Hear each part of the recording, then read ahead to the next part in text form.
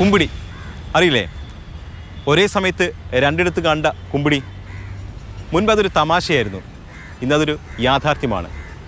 നിങ്ങളെയും എന്നെയും ഒരേ സമയത്ത് പല സ്ഥലങ്ങളിലായി കാണിക്കാൻ കഴിയുന്ന സാങ്കേതികവിദ്യ ഡീപ് ഫേക്കാണ് സാമ്പത്തിക തട്ടിപ്പുകാരുടെ പുതിയ ഉപകരണം. ഓൺലൈൻ തട്ടിപ്പുകൾക്ക് എപ്പോഴും പുതിയ രീതികൾ ഉണ്ടായിക്കൊണ്ടേയിരിക്കും.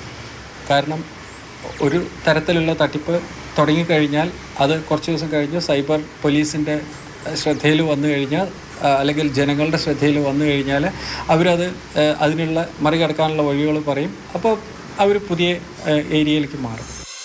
ആദ്യമൊക്കെ ബാങ്ക് ATMൻ്റെ പിന്നുകൾ സംഘടിപ്പിച്ചുകൊണ്ടായിരുന്നു തട്ടിപ്പുകൾ നടത്തിയിരുന്നത്. ഫോൺ കോളിലൂടെയും മെസ്സേജിലൂടെയുമൊക്കെ നമ്മുടെ കയ്യിൽ നിന്ന് പിന്ന് സംഘടിപ്പിച്ച് അതുവഴി തട്ടിപ്പ് നടത്തുകയായിരുന്നു ചെയ്തുകൊണ്ടിരുന്നത്.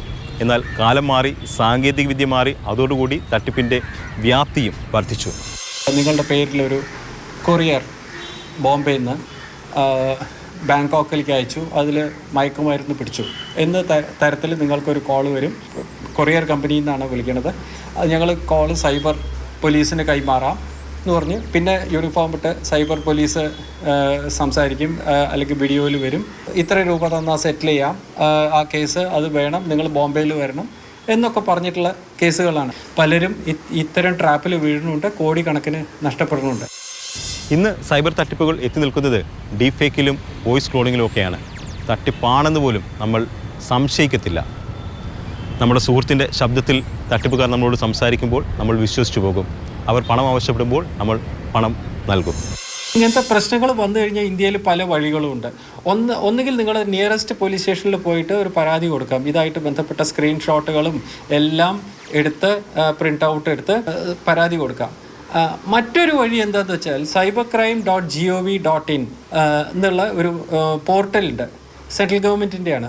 ആ പോർട്ടലിൽ പോയിട്ട് ഈ നമ്മുടെ കംപ്ലയിൻറ്റ് അതിൽ ഫില്ല് ചെയ്യാം. ഇനി നിങ്ങൾക്ക് ഇതൊക്കെ ചെയ്യാൻ ബുദ്ധിമുട്ടാണെന്നുണ്ടെങ്കിൽ 1930 വിളിച്ചാൽ മതി.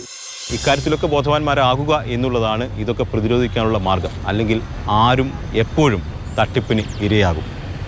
ആ അവസരം അവർക്കുണ്ടാക്കി കൊടുക്കാതിരിക്കാൻ എല്ലാ കാര്യങ്ങളിലും കൃത്യമായ ബോധവൽക്കരണം ഉറപ്പാക്കുക. അതുമാത്രമാണ് ഈ തട്ടിപ്പുകൾ തടയാനുള്ള ഏക പോംവഴി.